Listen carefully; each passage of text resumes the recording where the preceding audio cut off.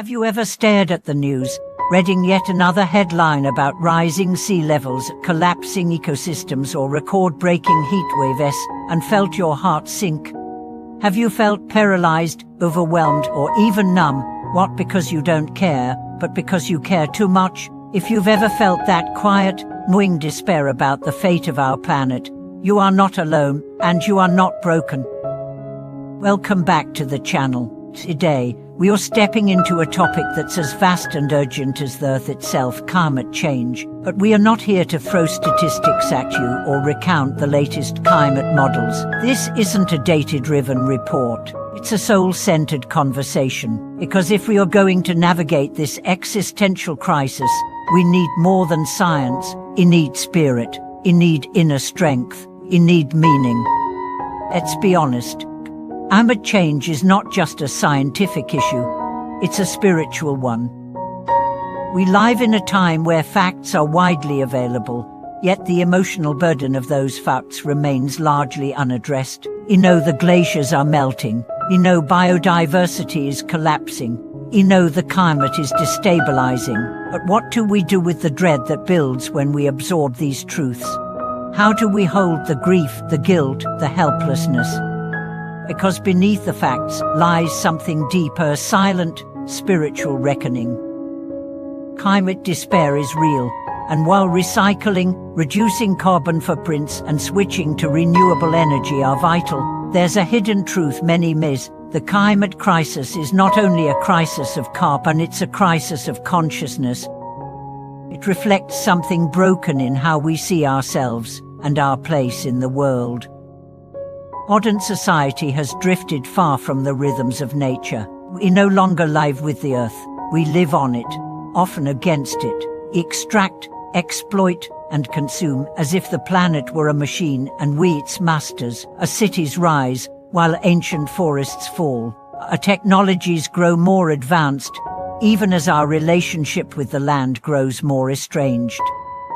And beneath that disconnect is a dangerous belief, human exceptionalishness, the idea that we are separate from the earth, superior to it, and immune to its laws. This illusion has cost us dearly. It has paved the path to environmental collapse, and it has left us spiritually hollow, disconnected not just from the planet, but from ourselves.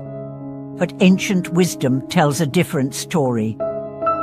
In indigenous traditions, the earth is not an object, it is a mother, a teacher, living being. In Hinduism, rivers like the Ganges are not just water, they are sacred. In Buddhism, all life is interconnected, and harming one part of the web harms the whole. In countless traditions across time and geography, the earth was, and still is, revered. Somewhere along the way, we forgot this sacred relationship. We replaced reverence with resource extraction. We traded off for ownership. We stopped seeing trees as relatives and started seeing them as lumber. We forgot that the soil beneath our feet is not just ground, story, memory, and mystery.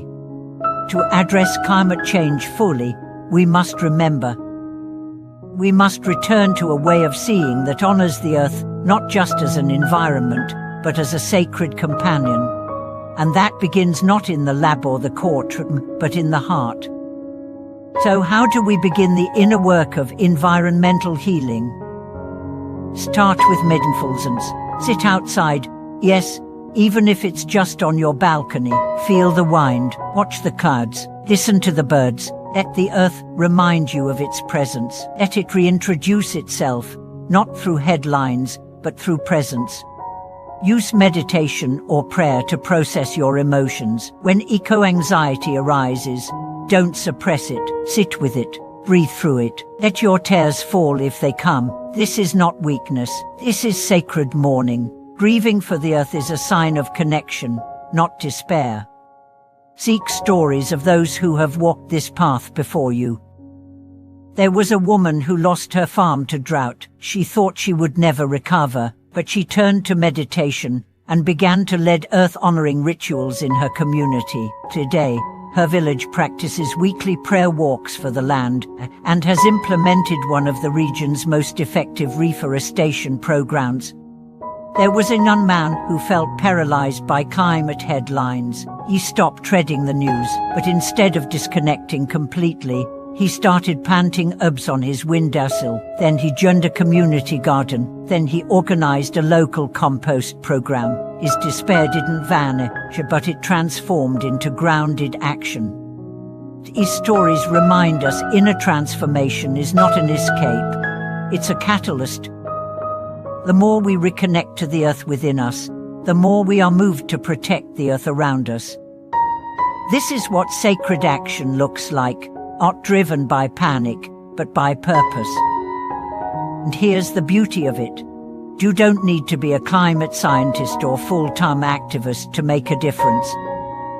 Every garden is a prayer. Every piece of trash picked up is an offering. Every conversation that shifts someone's awareness is a ripple. Every act of reverence, no matter how small, disrupts the cycle of disconnection.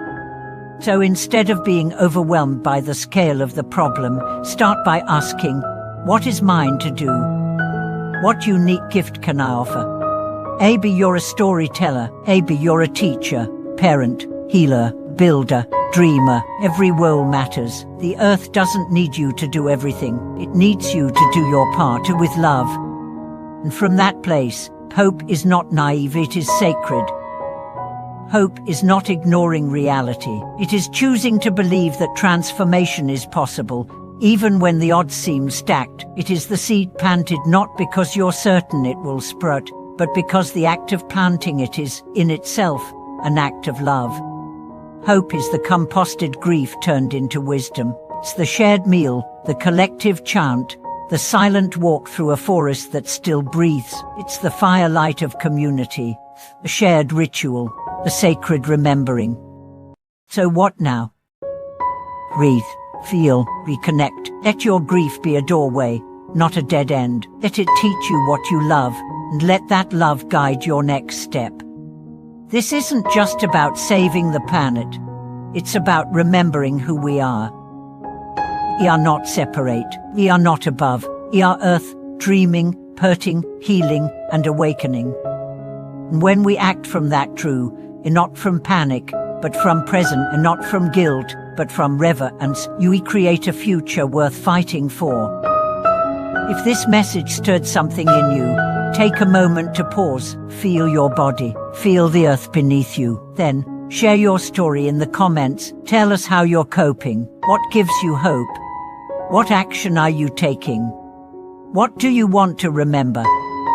And if you believe in building a spiritual path through the climate crisis, subscribe to the channel, like this video, and join this growing circle of conscious souls reimagining our relationship with the world. Until next time, may you walk gently, may you love fiercely, and may you remember that every step toward healing inside and out is sacred.